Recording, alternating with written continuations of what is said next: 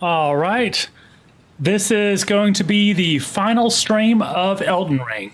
I will be finishing up the DLC today. And because I'm finishing up the DLC, you may be wondering why I'm back here in Noxtella.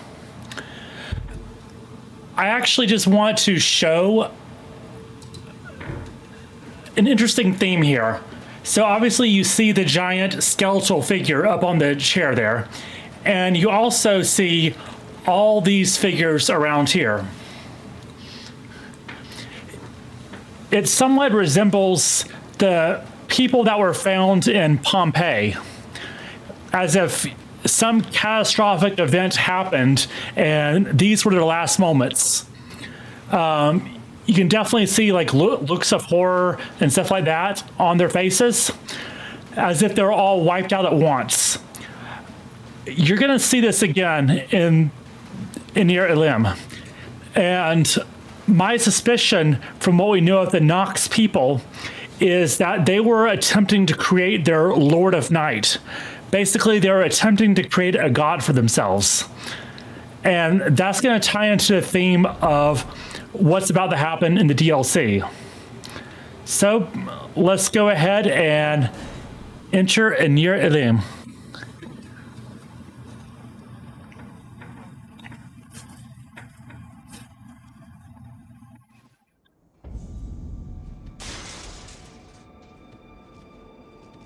Now, one interesting thing you'll note about Elden is spirals are everywhere. So there's a spiral shape here. The tower itself is a spiral shape. A bunch of the columns are going to have spiral patterns in them.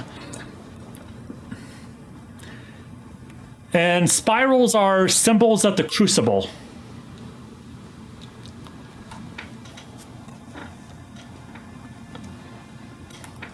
All right, come on. We got a divine bird warrior here.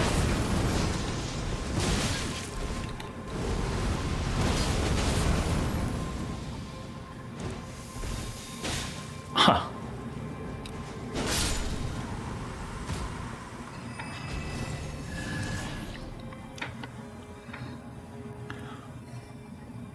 So this right here is obviously you see what looks like, well, it's a sculpture of a boat, and you see what looks like pallbearers carrying a dead body up there.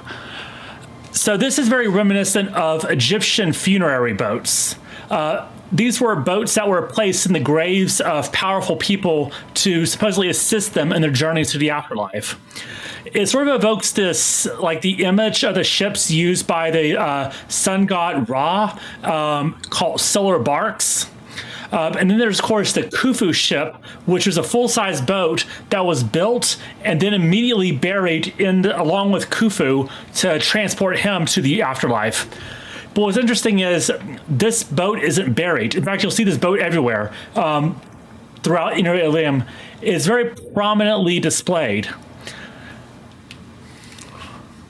So this whole tower has a fixation with different symbols, spiral symbols, funerary rites, death, and what looks like this couple here.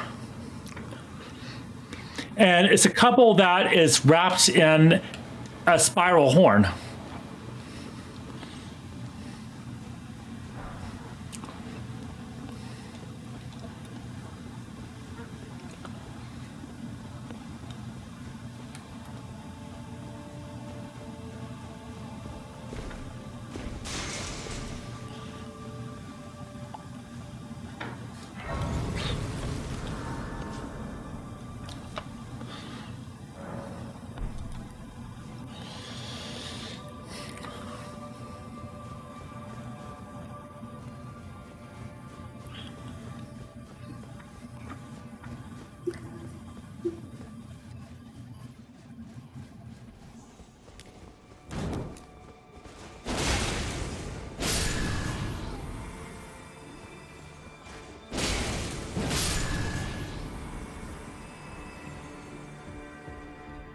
All right, and there's something I can grab down here.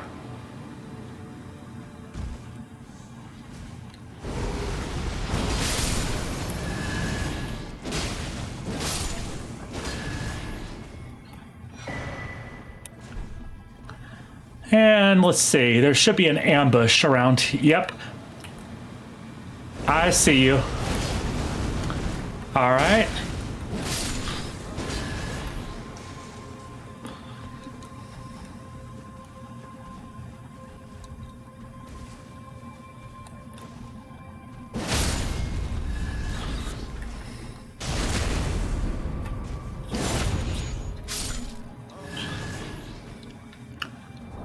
Let me make sure I have holy resistance because that's going to be very important up here.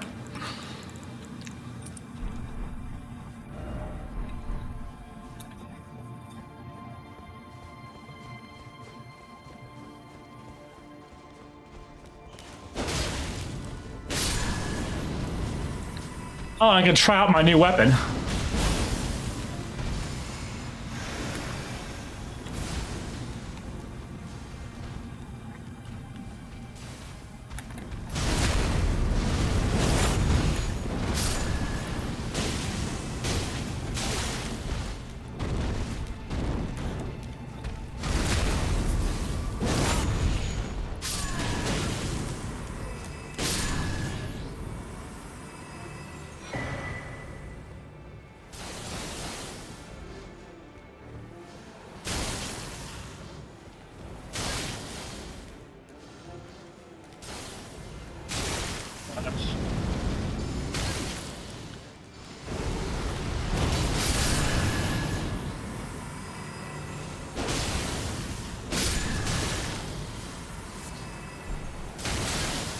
All right, this is kind of annoying.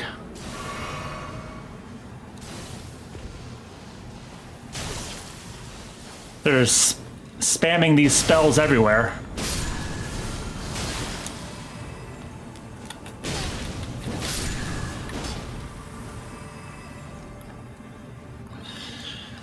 All right, finally.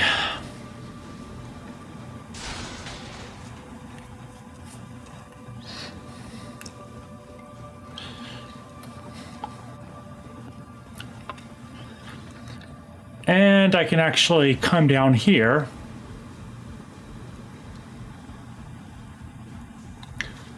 So that statue of the couple I mentioned earlier, you can see one of the Inquisitors is praying to it. So it's not just for decoration. It actually holds significance in Hornsent culture.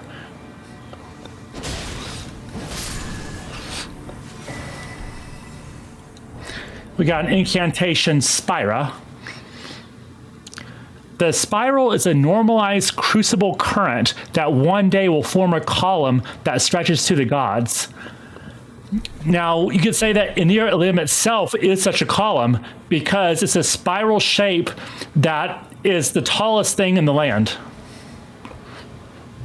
We're literally above the clouds here. In fact, you can see Jagged Peak over there, and we'll get even higher up soon.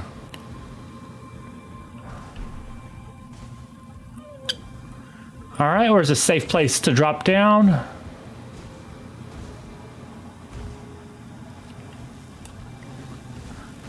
Yeah, I hear you.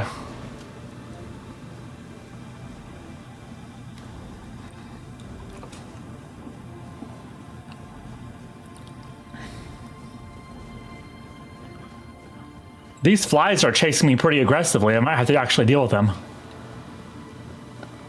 Okay, I think they gave up. All right, now it's time to fight a pretty tough enemy.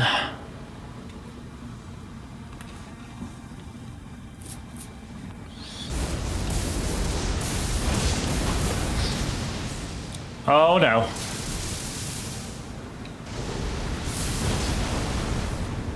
How did that miss? Wow, okay.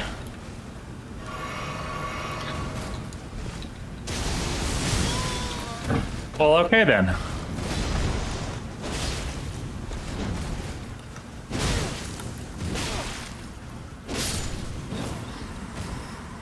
So these guys, you'll notice a similarity in their face to the Divine Lion. So they're basically the middle rank. So you have the Horned Warriors, which are tough enough as is. The most elite among the Horned Warriors can become these Divine Beast Warriors, who we just saw here. And the most elite among the divine beast warriors can become dancing lions. All right, this is annoying.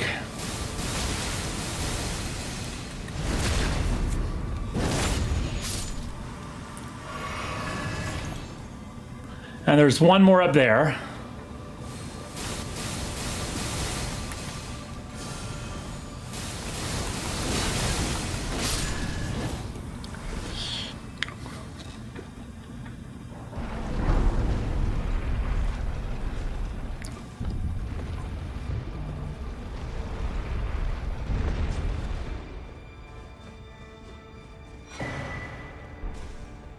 All right, let's see what Mikola abandoned here. I abandoned here all my fears.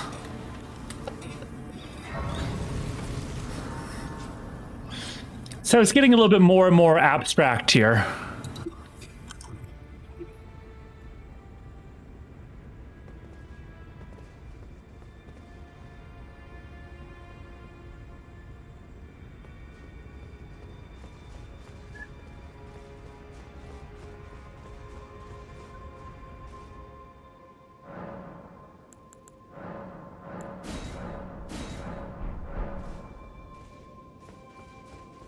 Now, I can actually get one of the best weapons in the game. However, it's not that great against the final boss, but still, it's a great weapon worth grabbing. So I'll just go ahead and grab it now. And who knows, even though it's not great against the final boss, I could still end up using it. Because at this point, I'm don't really have a plan for winning here. I'm just gonna see what works.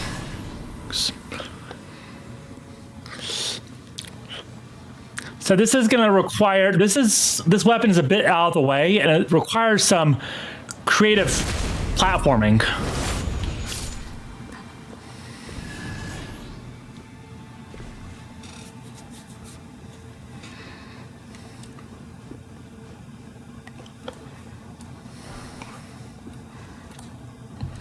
All right, got the Inquisitor Ashes.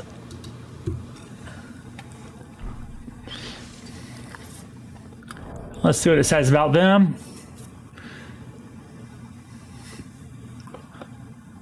Okay, so they're support ashes, basically.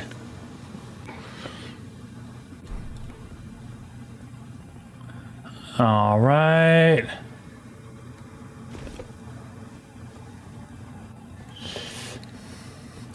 And it looks like we're trapped in a dead end, but if you look down, there's a little bit of a narrow walkway we can use.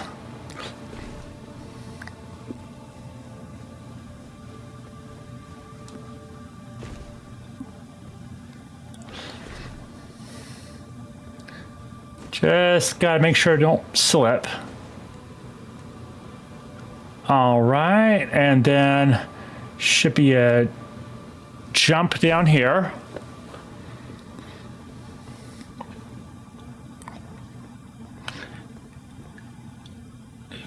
And yeah, I see you there as the ambush.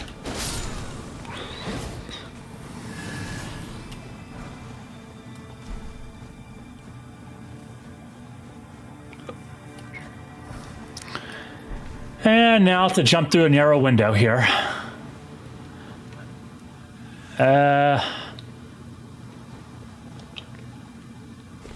Wow, that was close. And, you know, the fact that this couple is what they appear to be wrapped in a burial shroud. So the implication here is that they're dead. And that's not really a stretch of my imagination. Death is very important to their ritual here. And you'll see what I mean in a bit. But for now, yeah, I see you there.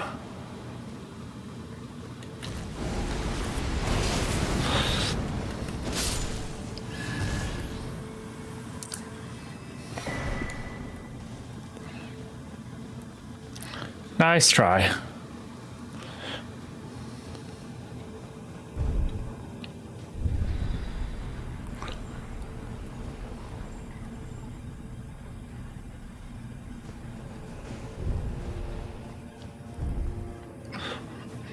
Let me actually send this back up because there is kind of a tough enemy around here.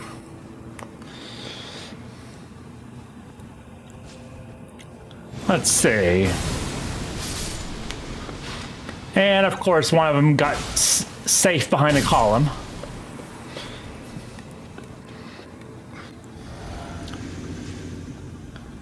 All right, let's see how this goes. All right, so far so good.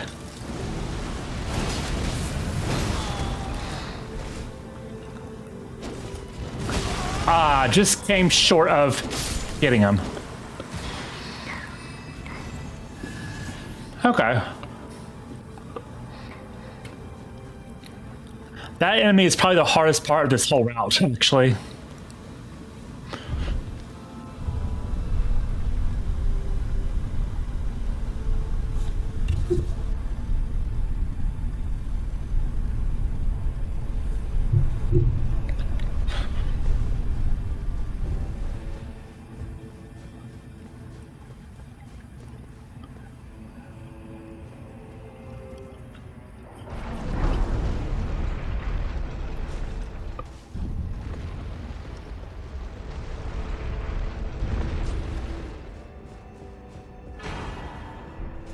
And there we go, Euphoria. This is one of the best weapons in the game. Twin blades symbolizing abundance, the secret treasure of the tower. Though the blades, fashioned from golden shoots, are largely wilted and darkened, their luster can be restored by dealing damage to foes. However, damage to those who live in death will have no such effect. So basically, with this, it's a twin blade, and if you hit enemies a bunch of times with it, it'll power up the blade, and then when it's powered up, you can use a really cool attack. And by the way, we're back in Bellarat here. This is the lower portion of Bellarat. We descended from Enir Elim. But we need to go back to Enir Elim.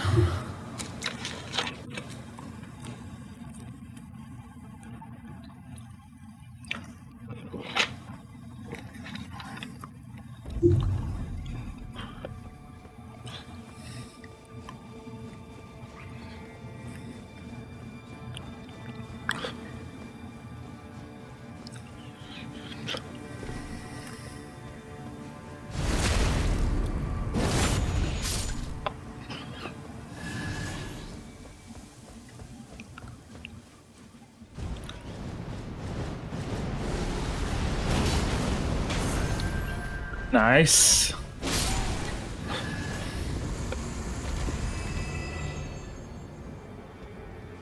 See one's wingtip over there, so nice try at an ambush.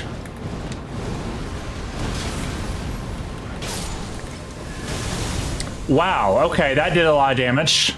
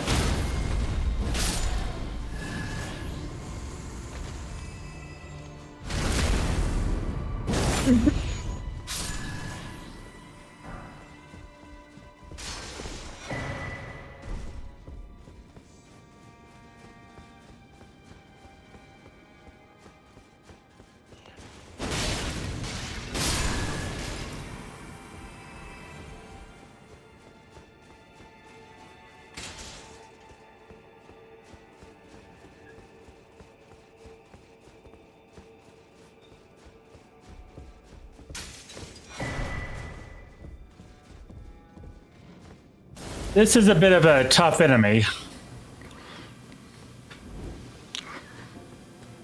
So I'm gonna try something interesting.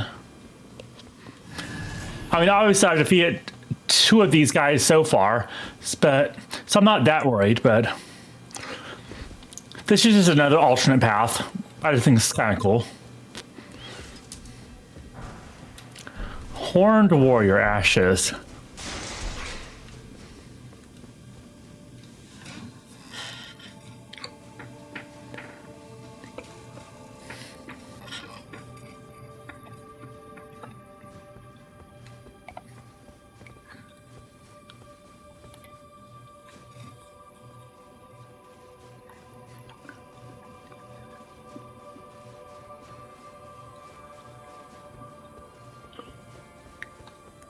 All right, so this is the way you can sort of get the drop on that enemy, wherever he is. Maybe he followed me, and I can just avoid him. That'd be kind of cool. Okay, cool. Okay, so now I know how to completely avoid that enemy. That will certainly make things much easier in the future.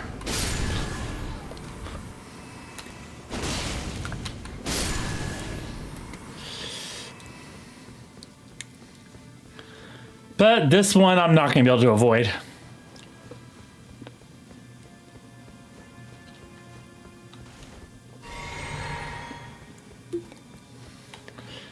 All right, here we go.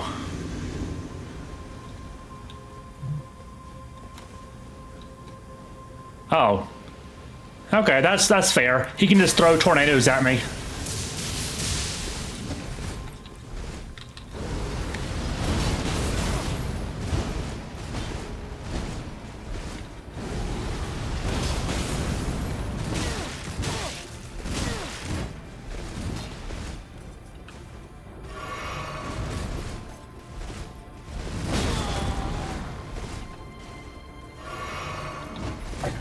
Oh, that attack would have done a lot of damage if it hit.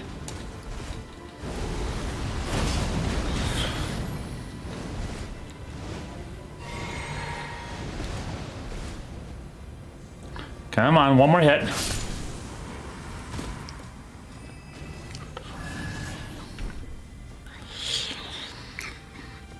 And I got a pretty good sword out of that.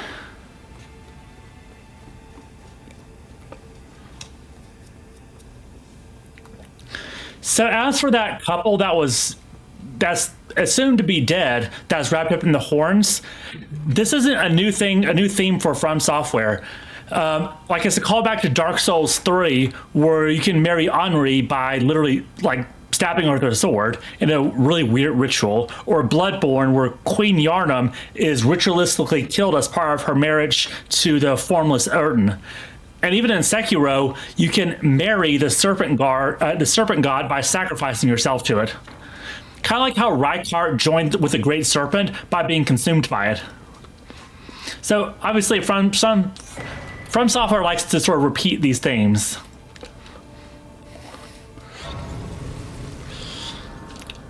All right, what power-ups can I get here?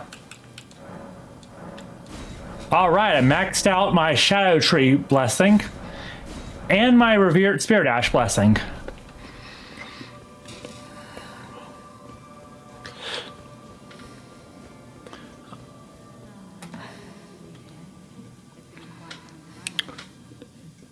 It was never kindly Nicola, was it?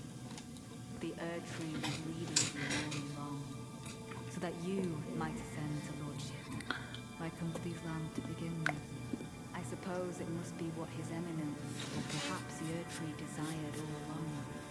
The clashing of the fated lords, such that one would prevail. So be it. If you insist upon facing Nicola the Kind, then I will run you through whoever you might be. Don't tarry now. All right, and since I completed the quest for Ansbach and Tiolier, they can be summoned.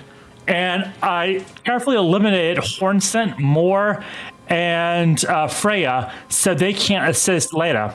So basically, if I had made different choices in the DLC, it would have been a 5-against-1 fight on their advantage. 5 against 1 is doable for me, but it's not great. It's not what I prefer. But now it's 2 against 3, where the 3 are on my side. And, you know, this whole stream, I haven't really used Spirit Ashes, but because we're almost done, I'll just go ahead and use Spirit Ashes for this fight, and just to sort of show off how good they can be. And specifically, I'll use one of the best Spirit Ashes, the Mimic tier, which creates an exact copy of your character. So this should be pretty cool.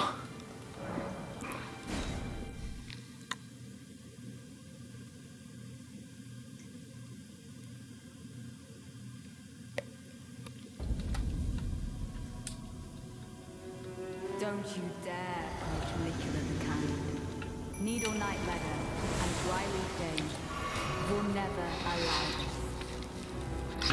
So no matter what choices you make, Dryleaf Dane and Letta will always be your enemies.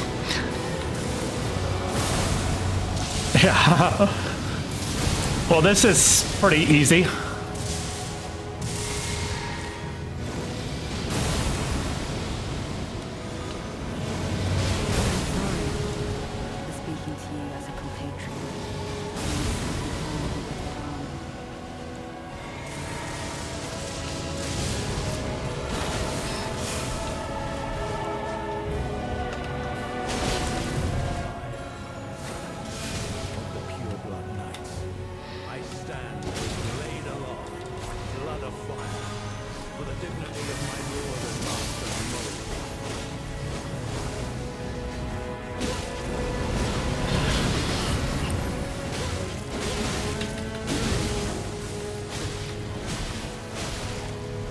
By way of apology, I will reveal the marrow of my sword. Its needle that will stick you in the back. Lady Letta, your suspicions were dead on. I could not bury the memories and our pact of blood. So instead of 5-on-1, they were the ones outnumbered.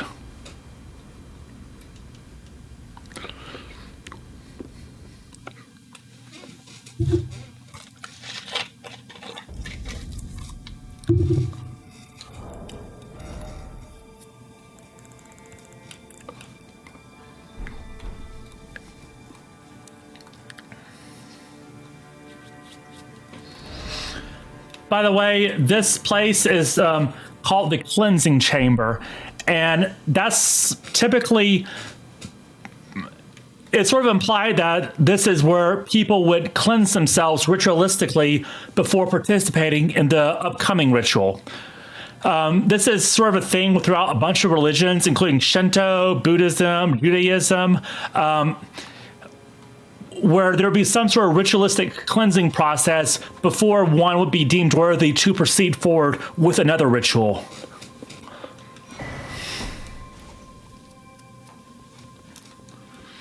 Yep.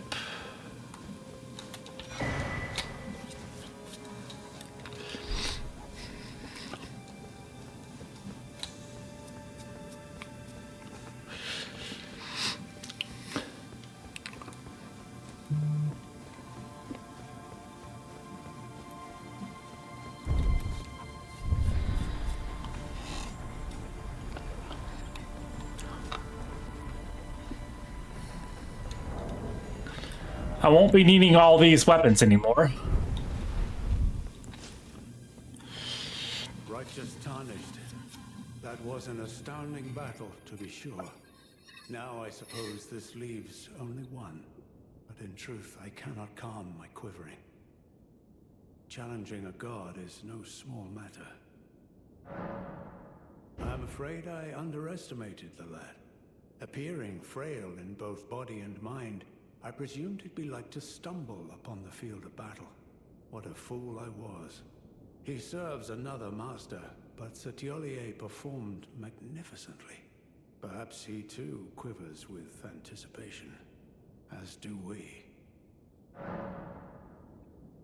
So, Ansbach is terrified of Mikola. He actually fought Mikola once before to avenge his master Moog, and Mikola easily put him under his spell. So when he talks about Mikola before, he said, Mikola's a monster. There's nothing more terrifying than Mikola.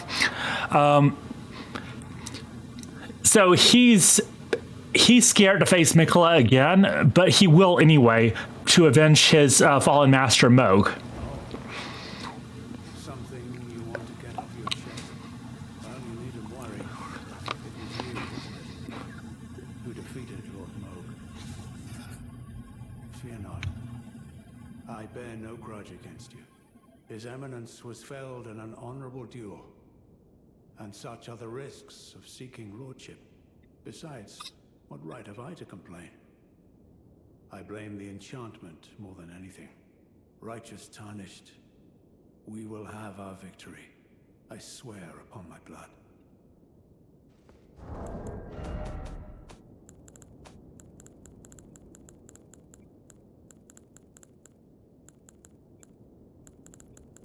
I'm looking for the ancient rite scroll. It might have disappeared from my inventory already.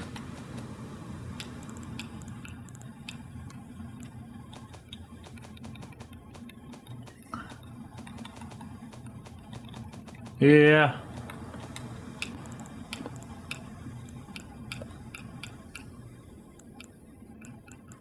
Okay, yeah, so when you complete his quest, he takes the ancient rite scroll. So basically, this needs a little bit of explanation then. The ancient rite scroll gives instructions for the ceremony that one needs to go through in order to become a god. It says that a lord shall usher in a god's return, and the lord's soul will need a vessel. The lord in this case is referring to Radon. So, so in Elden Ring, it's emphasized repeatedly that every god in Elden Ring needs an Elden Lord to act on their behalf. That's what we had to become for Ronnie or for Marika.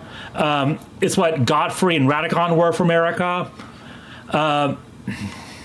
So it's a requirement because it's sort of implied that gods can't interact directly with the world. They have to interact with it through their Elden Lord.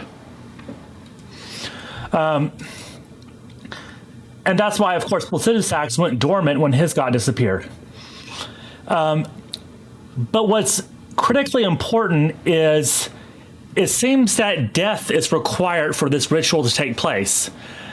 This isn't unique to Elden Ring. This is sort of a theme when it comes to this. So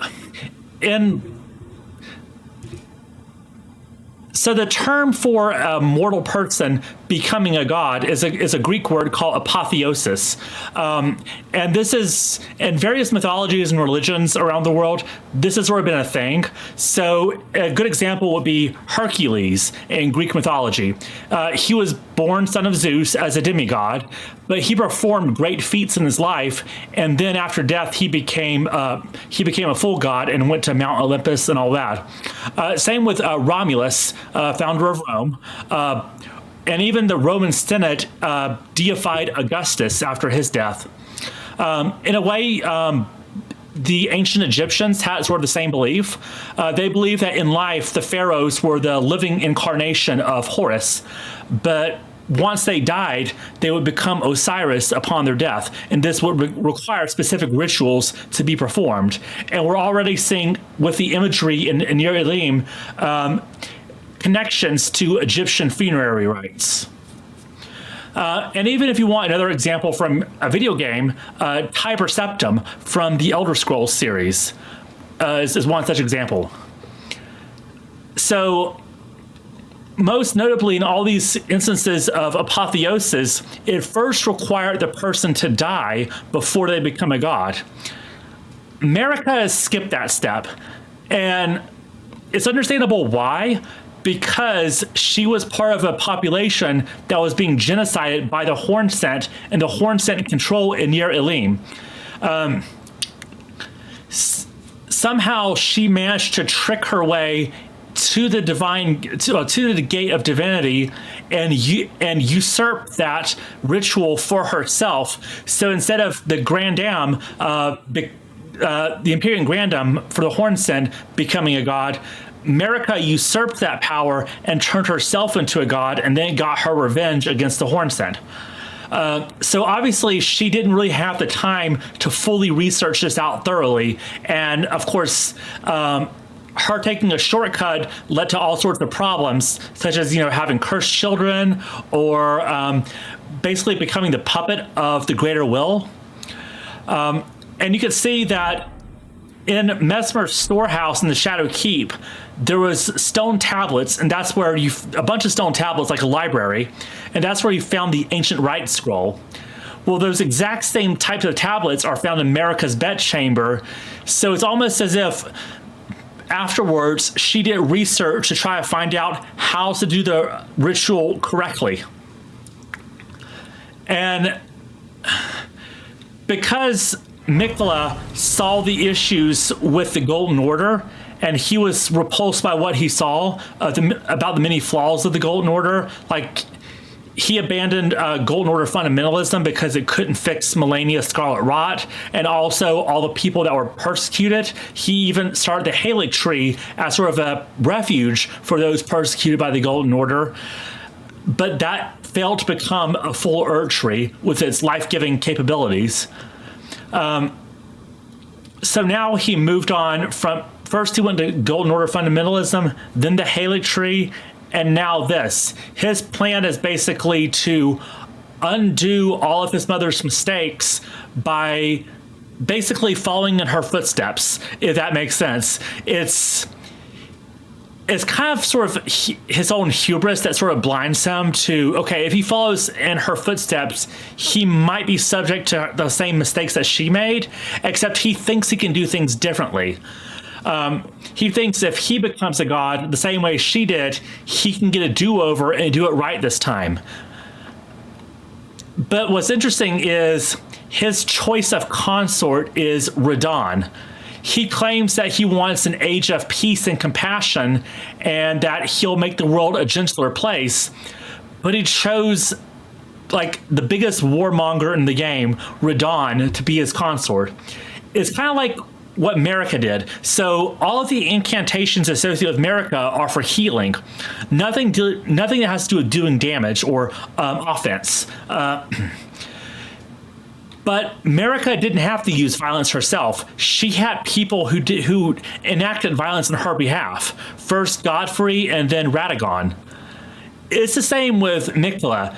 Although he talks about making the world a gentler place and having compassion, he's choosing Radon as his Elden Lord.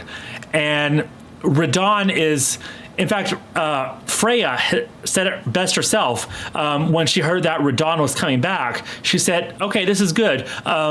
Eternal war suits Radon better than honorable death. Keep in mind, Radon was born during a time of peace, but he still chose to become a warrior because he idolized warriors such as Radagon and especially Godfrey. He really wants to emulate Godfrey, and Godfrey was Elden Lord, and now he's going to become Elden Lord. At least that's his goal.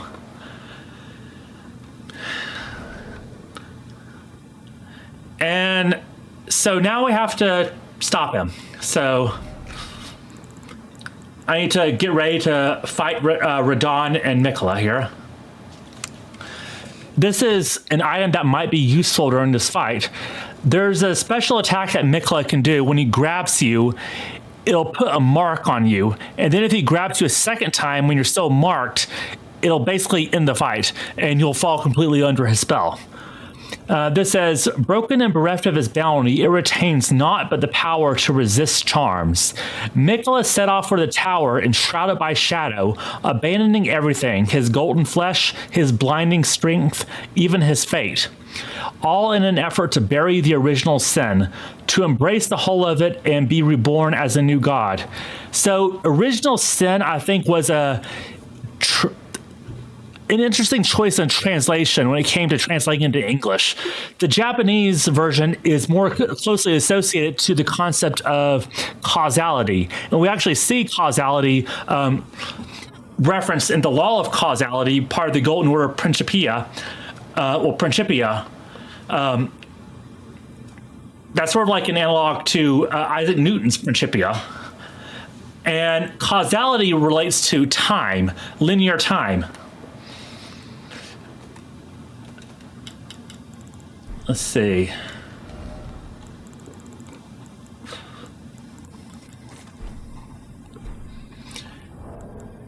And when it comes to linear time, we see this, the somber ancient dragon smithing stone. This stone lightly twists time, allowing the creation of a weapon capable of slaying a god. So it's almost as if to become a god or to undo the mistakes of a god, you have to undo time itself. That makes a little bit more sense than the whole undo the original sin, even though both interpretations could work. I can see a case for both interpretations here, but it seems like causality was sort of the intent. All right, so I have that equipped. I'm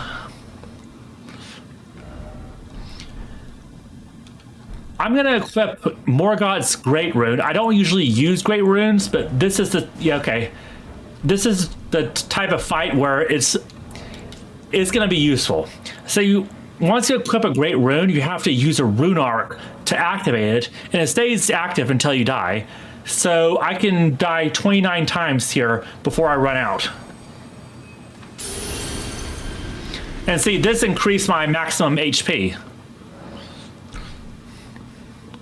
And I'm going to need all the HP buffs I can get here. Okay, so I have the Blasphemous Blade, but I don't know if I'll really be able to get any attacks off with it, with its Ash of War. So what I may end up using the Death Knight's Twin Axes. Let's see, when it comes to damage here.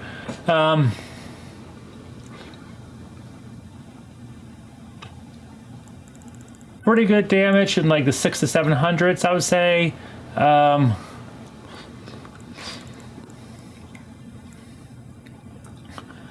going to go in with the Twin Axis first. All right, and then let me change my Flask of Wondrous Physic.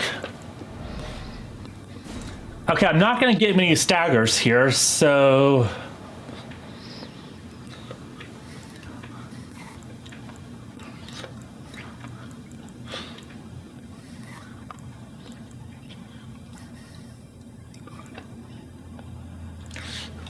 I think stamina recovery is going to help me out here.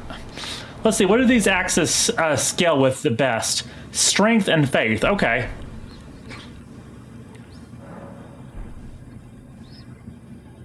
Well, I'm already getting a bonus to strength because I'm going to be two-handing this. And since I'm not using the Ash of War, I can...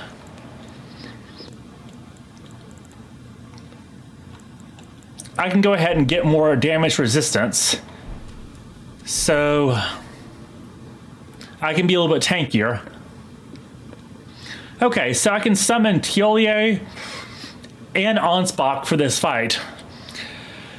I may regret this, but I'm gonna try doing this on my own. All right, here it goes. Let's do this. My loyal blade and champion of the festival. Both your deeds will ever be praised in song. Now, Here we go. the vow will be honored, and my lord brother's soul will return, so that he may be my consort.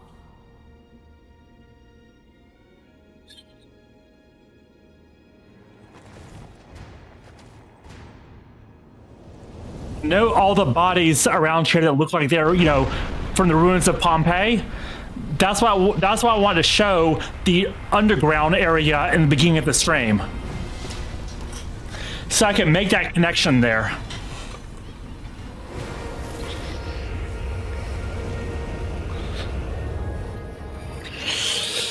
Okay, here we go. This fight is going to be very difficult. We'll see how many attempts this takes me. Oh, okay, dodge, what, a little bit too... Okay, not good so far. And I used up most of my, well, not most of my healing, but...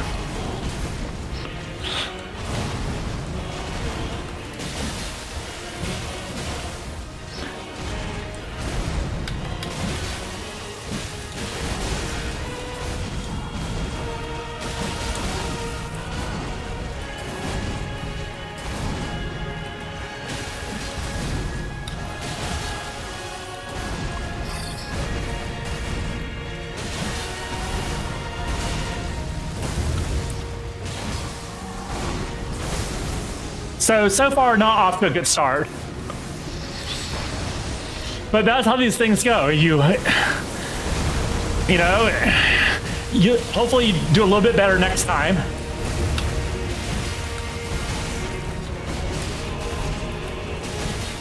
I'm still not giving up on this attempt yet.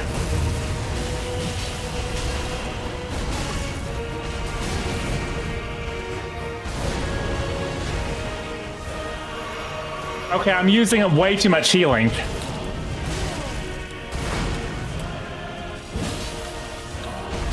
Okay, well that charged attack didn't do me much good.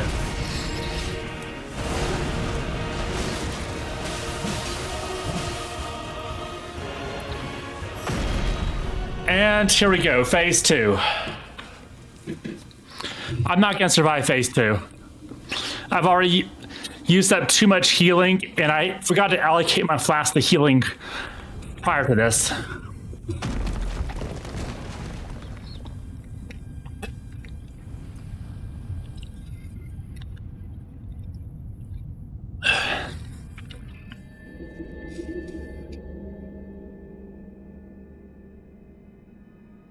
Lord brother.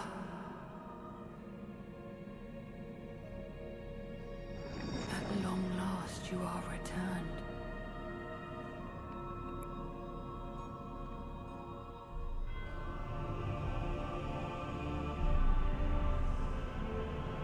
Alright. Finished one. Aspiring lord of the old order. Now things are gonna get serious. If you have known sin, if you grieve for this world, then yield the path forward to us.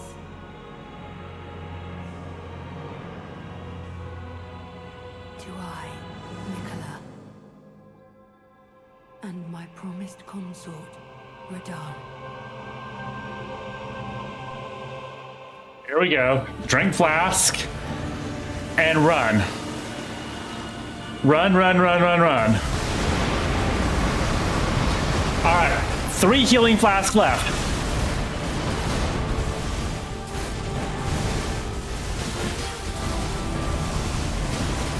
Roll a little bit too early.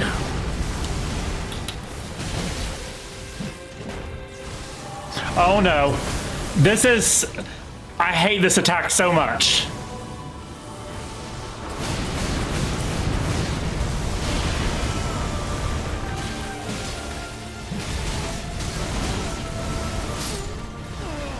Okay. All right, so now I know that these Death Knight axes aren't the best weapon in this case. So I'll try a different weapon, and this time I'll make sure to change my flask out.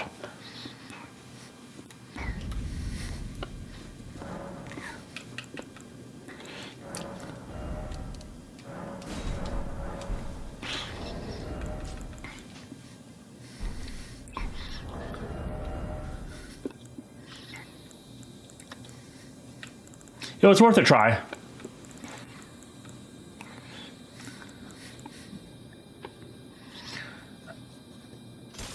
All right, let me try Blasphemous Blade. I'm probably not gonna have enough time to get any Ash of War attacks off, but you know what? I'm not gonna actually. Onspock has some interesting dialogue, so I'm gonna summon these two and purposely throw this one, because these guys do have some interesting dialogue. And then after this, I'll just not summon anymore.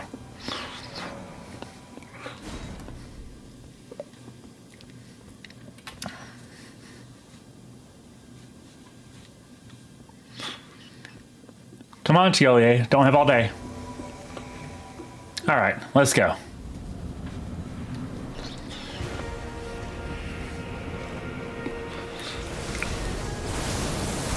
Okay, dodged it that time. Pleasure to see you. But those remains do not belong to you. Lord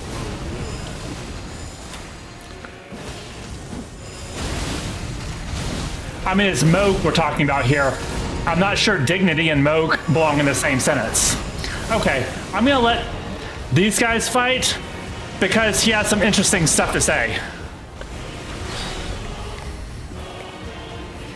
I'll just get my runes over here, actually.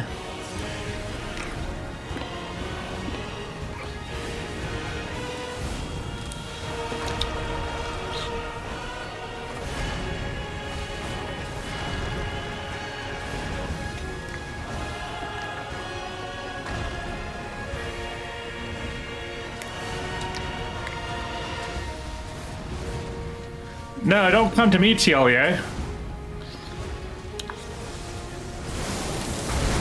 Yeah, nice try. I see you there.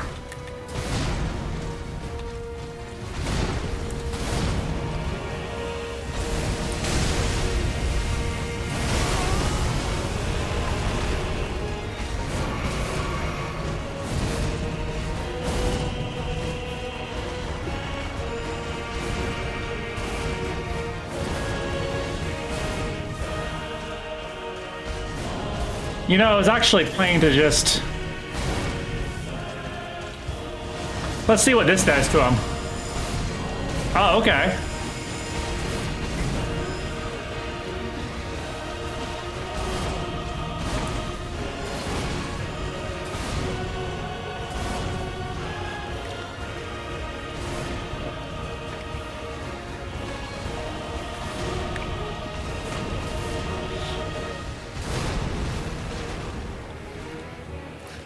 I'm just waiting on Tilly and Onspach to finish.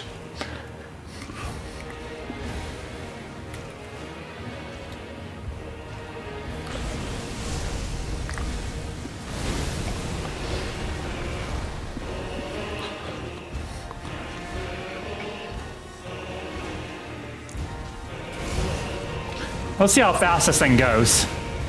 Okay, probably not fast enough for me to actually use. Maybe. It can't doubly stack buffs, so that won't really work for me.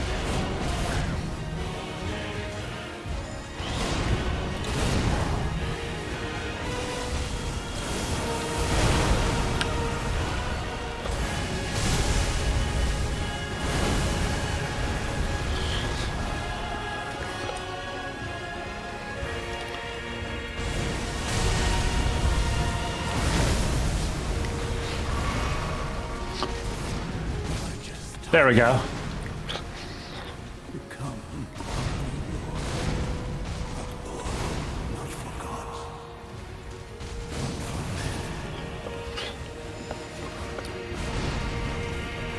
All right, and Tiolier's gonna... Oh, that's all he says? Okay. All right, go ahead and... There, okay.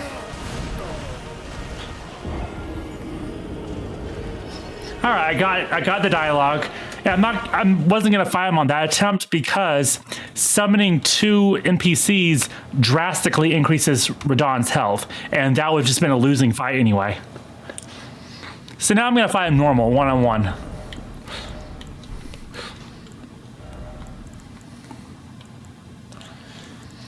And what should I use against him? I'll try Blasphemous Blade. Here we go. All right, this time I'm not summoning anymore.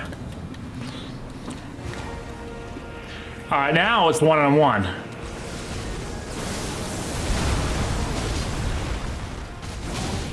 Wow, okay. Didn't see that attack coming.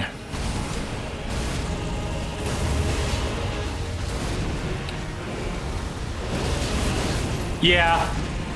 Ash of War is not reliable. There's probably very limited circumstances when I can get this, when I have enough time to use the Ash of War. Nope. Misread what he was gonna do there.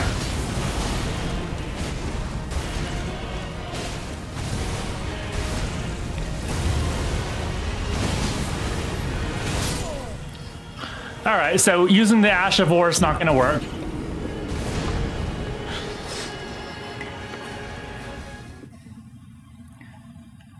I said this was going to be the final stream, and I'm still certain this is going to be the final stream because I gathered enough upgrade materials to upgrade enough weapons that there's so many things I can try out here.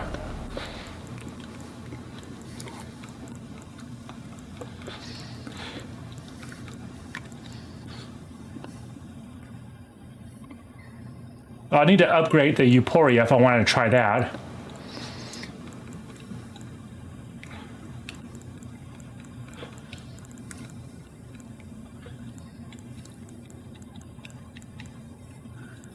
And I can't do anything with holy damage because he resists it in phase 2.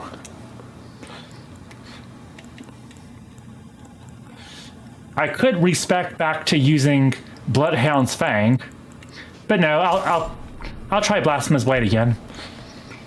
This time I just have to use it as a regular sword and not try that Ash of War.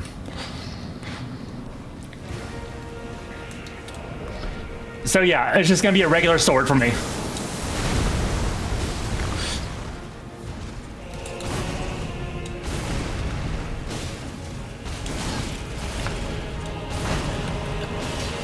I guess I have to use light attacks, not heavy, because recovery time is too long on the heavy attacks.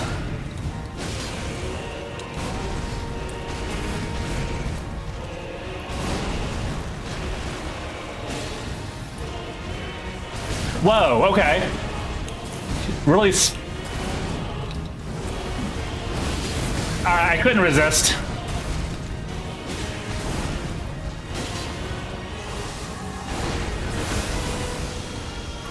Uh-oh, uh-oh, uh-oh. Okay.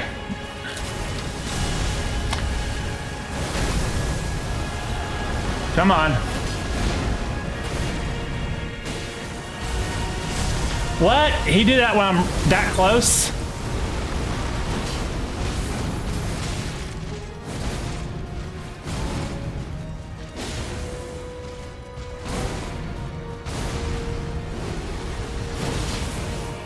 Nice.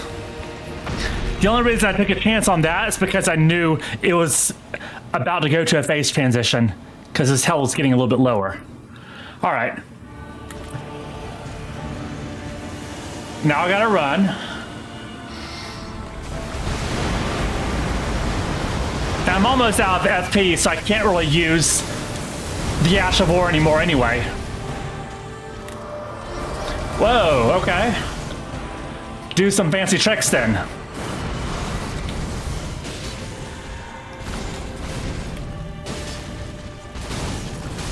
Okay. Ah.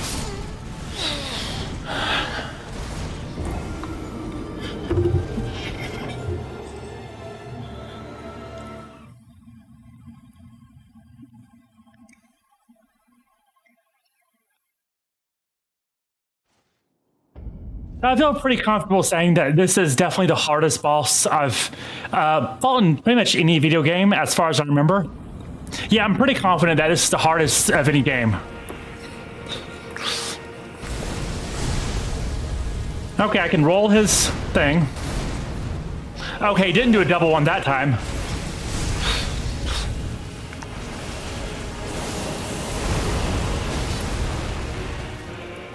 Yeah, I'm barely doing any damage to him.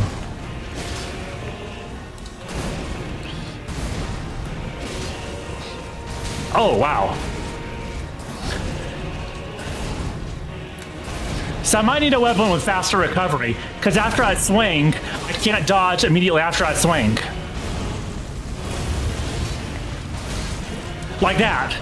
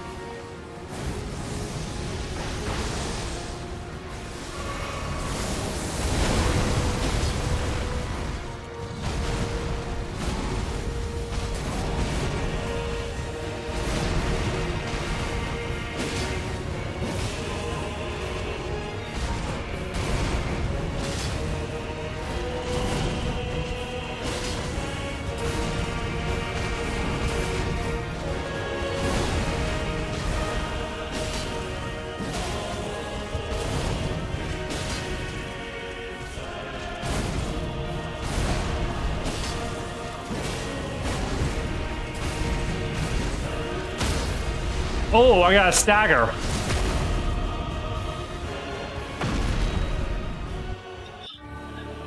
What? Why am I so far away? Oh, but this is good. Okay. Because now I can get him when he lands.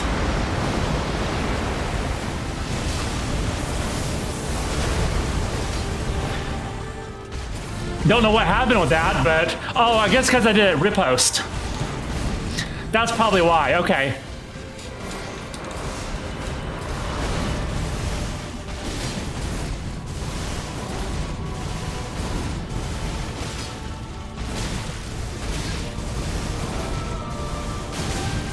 Ah, stop. Ah. Okay.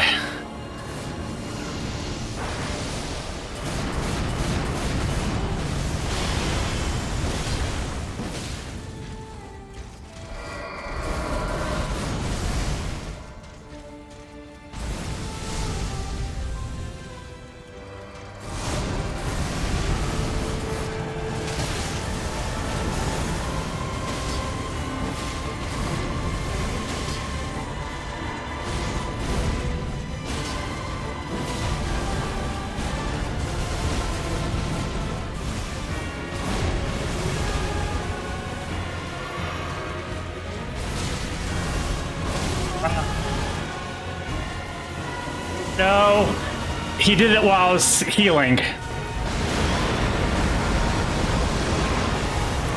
You pretty much have to run immediately as soon as you see that. And since I was mid-heal, I couldn't run away in time. Come on.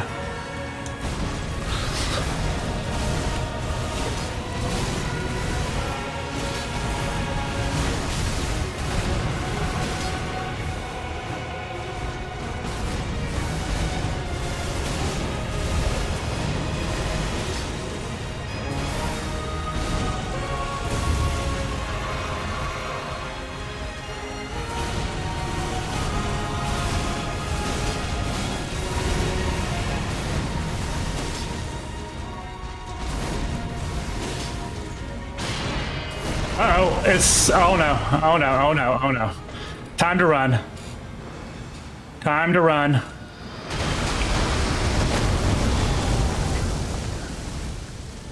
Okay, at least I didn't get hit full on the blast.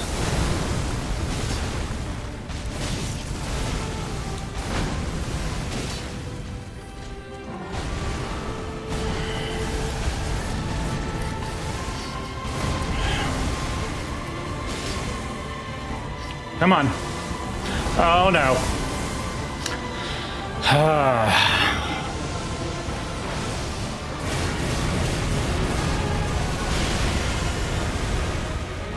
Okay, got hit that time.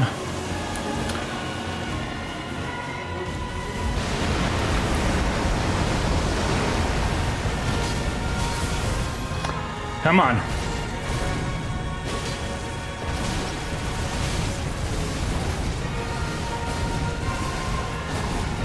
Heal. Okay, one more heal left.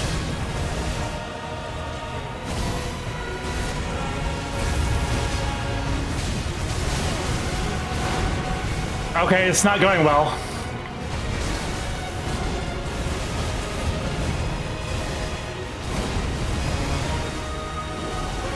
This is risky. Ah, dodged a little too early. Ah, so close there.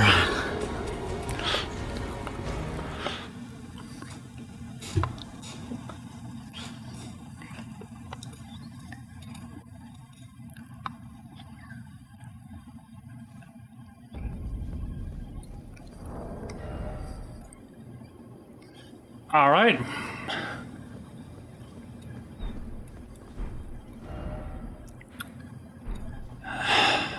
Should I try it again? Yeah, I'm gonna try it again.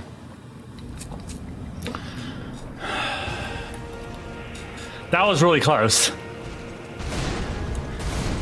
It's gonna do a double? Nope, no double.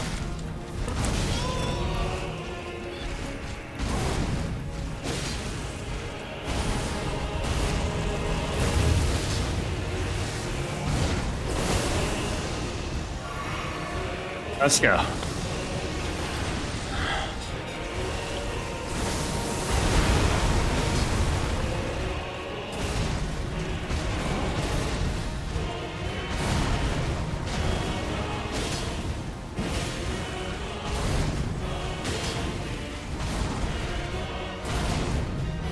Almost got me with that delayed swing. They really like to delay attacks sometimes to throw your timing off.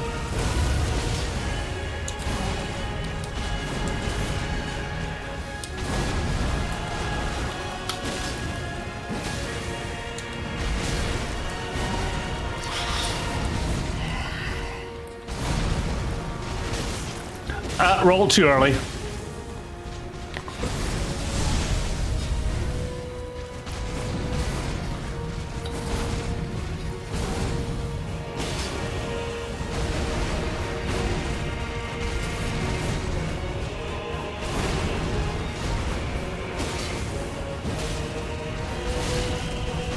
Ah.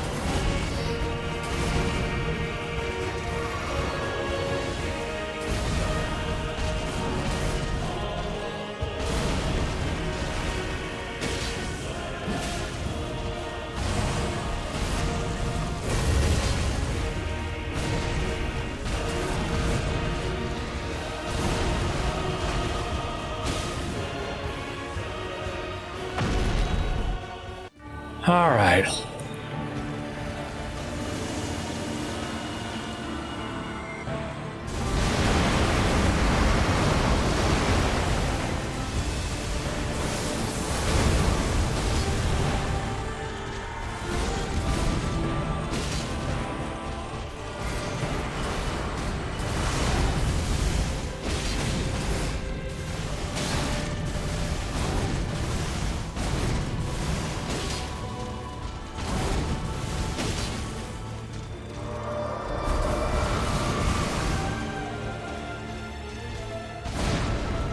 It's gonna do a double? Nope, no double.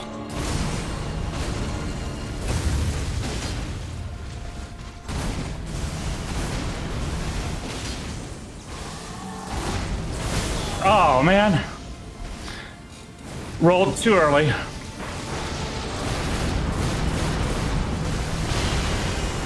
All right, dodged it that time.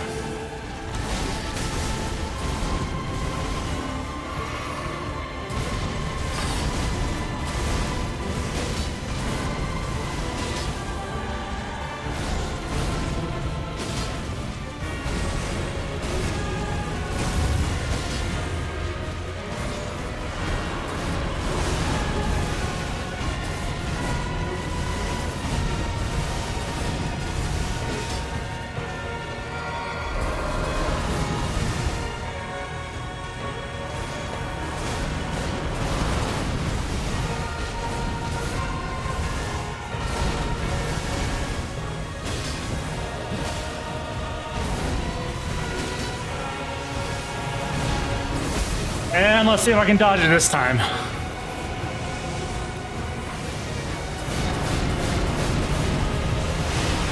Nice. Another dodge. Perfect.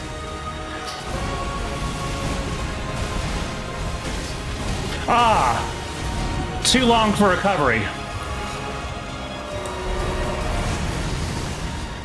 All right. Doing pretty well this time.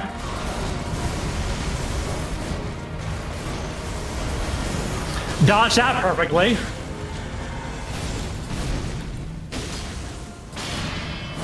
And now the dodged meteor. Nice. Okay. Let's see.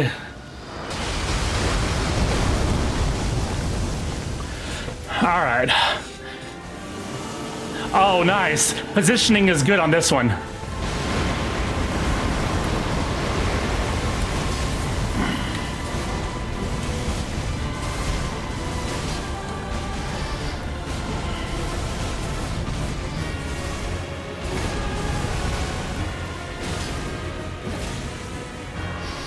Come on, give me another stagger.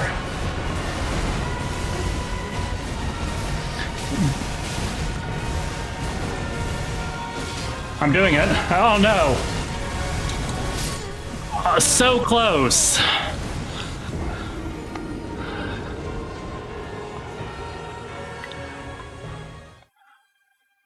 That was really close.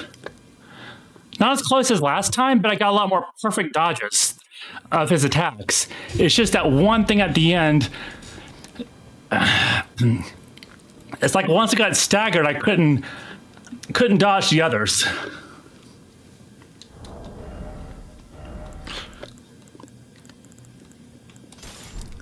I'm gonna try a different strategy though. Let's see.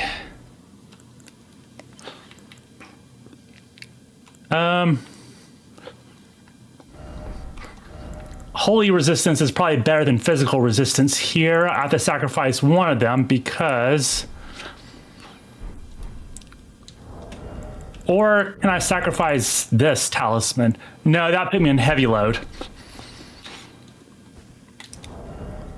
All right. New strategy.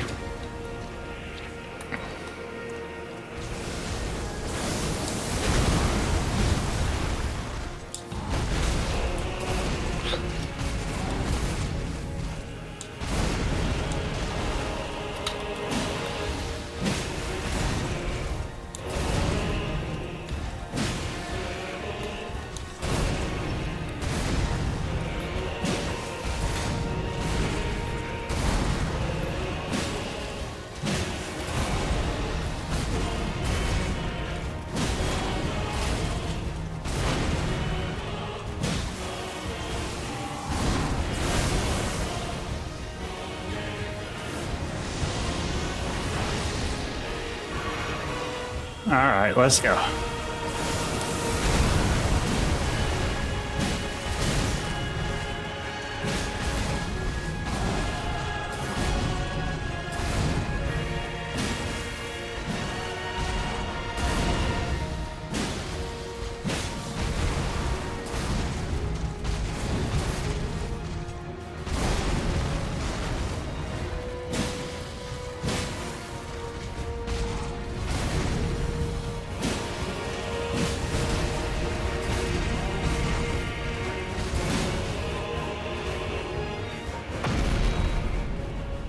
All right.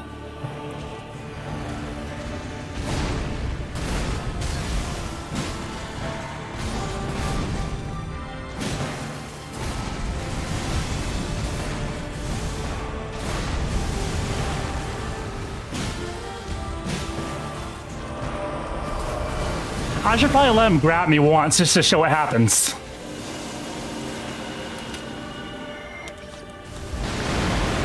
Because you only die if he grabs you 2 times in one fight. And grabs are easy to dodge.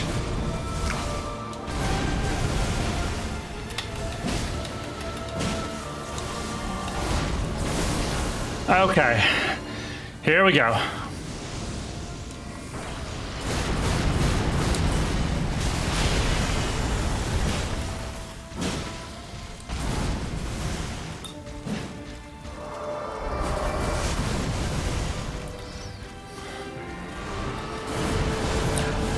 Wow, he went off the ground on that one. Okay, I'm gonna let myself be grabbed. A 1,000-year voyage guided by compassion. Nice, okay, now I can dispel this charm before he grabs me a second time.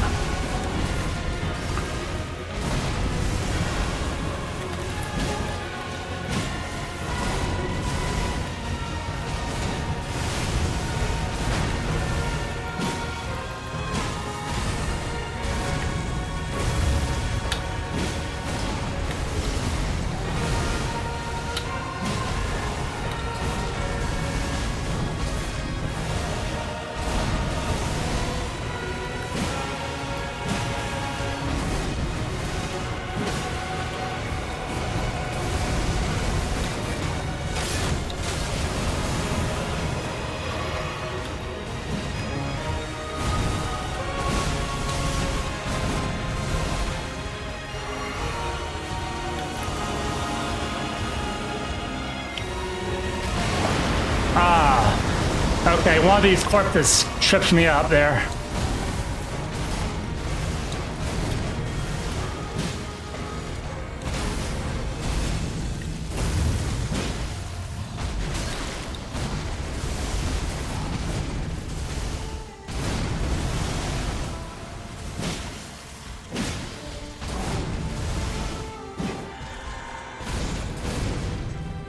If it grabs you a second time, you die.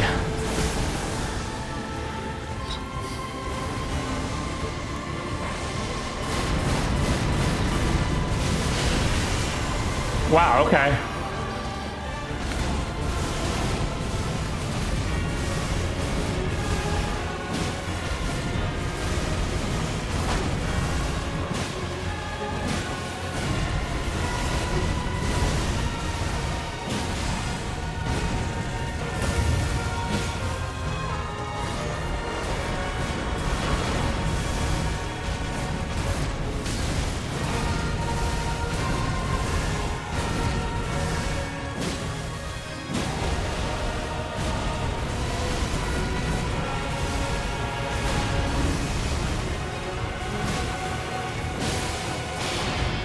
All right, now the meteor strike.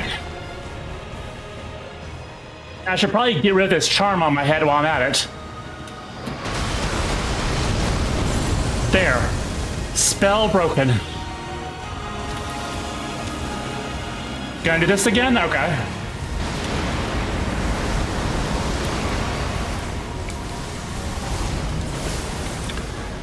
And here we go again.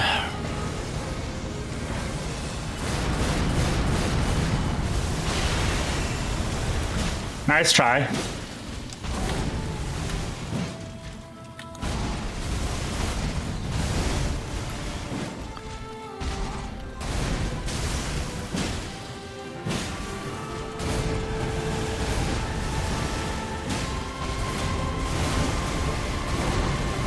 I need to recover stamina.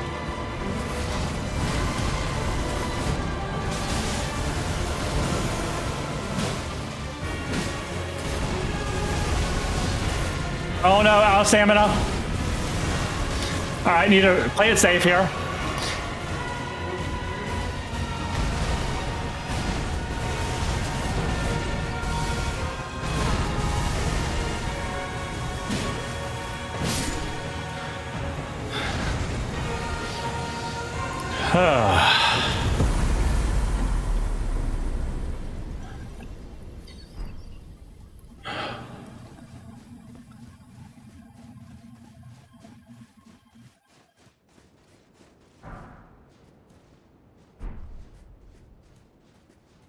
And there's a memory to touch. Wow.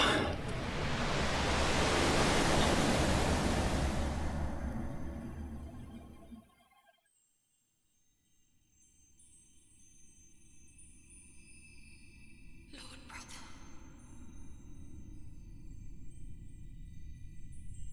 I'm going to be a god.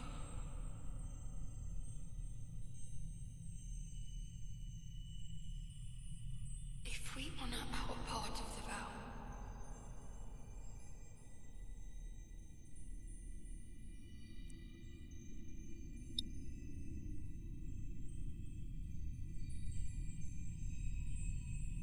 promise me you'll be my consort.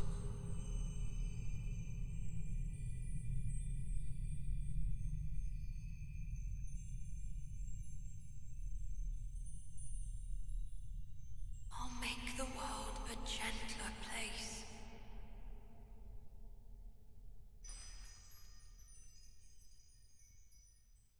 Not anymore, you won't.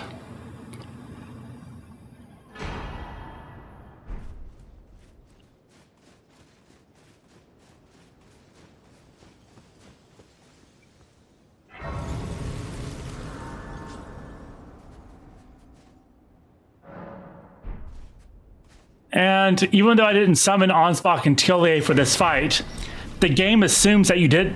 The game just sort of assumes that you summoned them canonically. So canonically, they fought Mikla and Radahn and died.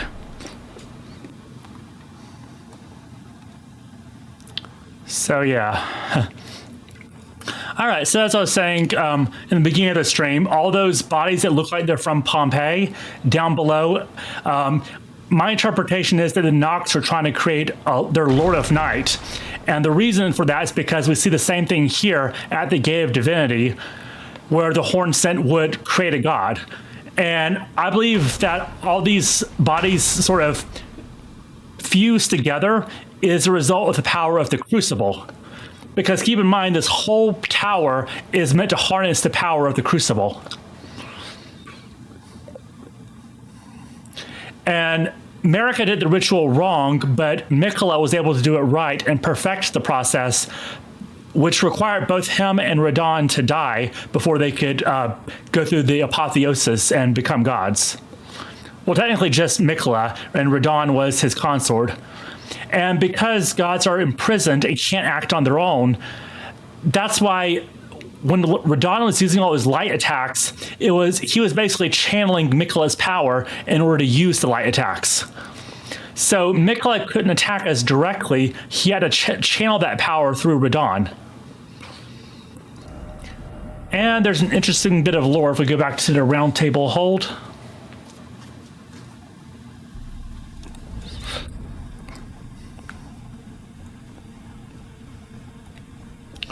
And if I,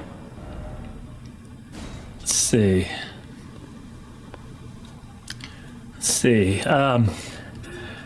Great swords wielded by Radon in his youth. These were in his possession immediately before his triumph over the stars, the swords of a lord who does not rely on physical strength and gravity alone. The strength of Miquella upon his deific return, wielded as an incantation, annihilates foes with a pillar of light.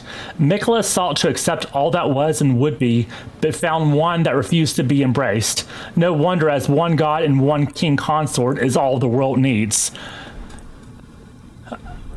And new armor gets unlocked. And this is interesting. When Melania, blade of Miquella, let the wrought flower blossom in Neonia, Radon heard a murmur in his ear. Miquella awaits thee, O promised consort. So one point of confusion that some people might have is, if Miquella wanted a strong consort to be his Elden Lord, why did he choose Radon instead of Melania? Because Miquella even had sent Melania to kill Radon in battle because he believed that Melania would be the stronger combatant of the two. So it made more sense for him to choose Melania as his consort rather than Radon. But it could be because Melania is an Empyrean, that being an Empyrean makes one ineligible for that. Because an Empyrean is basically like a candidate for succession for divinity. And if she was an Empyrean, she probably couldn't become Elden Lord. And also, keep in mind that even though Melania may have been a stronger warrior than Radon, Radon was the one who craved war. And that may have been a quality that Miquella was looking for, not necessarily pure strength. And what's interesting is that time Miquella grabbed us during the fight and put that spell on me. He said, I promise you 1,000-year voyage guided by compassion. This directly mirrors the end quote for Ronnie's ending, where Ronnie says, I promise you 1,000-year voyage under the wisdom of the moon. That word choice was intentional. They were trying to draw a parallel between Miquella and Ronnie. Both of them sought to completely undo the order that was and create a brand new order.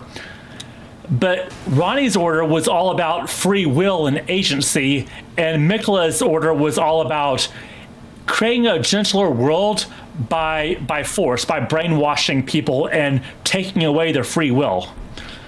So there's an interesting little contrast there between Miquella and Ronnie, and it's interesting. Ronnie is an ending that you can choose. In fact, you have to go out of your way to get her ending and choose that.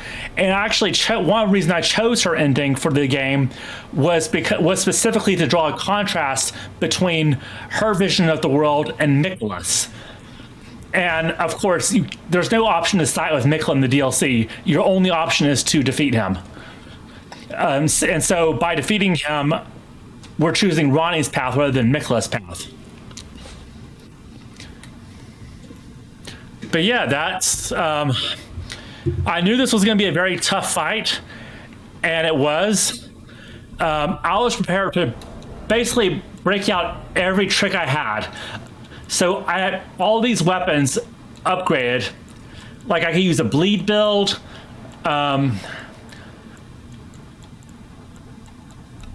I have my black knife. This fingerprint shield upgraded. I even brought out the scepters in case I was going to go for a magic build. Because like I always go back to Renala and respec my points. Even had the Pata weapons fully upgraded. Them and Starfist just in case I was going to go for a punching bleed build. So I was prepared with many options for a very long, drawn-out struggle with this. It was pretty long and drawn out, but this final strategy actually worked and won. So yeah, that's the DLC. Elden Ring is complete along with this DLC. And yeah, this has been a very long game to stream and been a very fun game as well. And I'm looking forward to the Elden Ring movie that's being made currently, and hopefully it's good. There's many storylines that can go with that. Hopefully they don't directly adapt the game. Hopefully they adapt one of the many side stories in the game's lore. Like, for example, the story of Vike, or the story of Ronnie, or even the story of Marika before she became a god, like how she escaped persecution from the Horn Scent and all that. So many stories they could go with for the movie, and I hope it's good. But yeah, I'm gonna upload this to YouTube. So this is part 11. The other 10 parts are already on YouTube, and if you want to see the full playthrough, that's where it's gonna be at. So thank you to everyone who came by to support the stream, and I will go ahead and end it here. DLC is done. It was hard, but it's done. Thank you, and see you next stream for a continuation of The Legend of Zelda: Twilight Princess.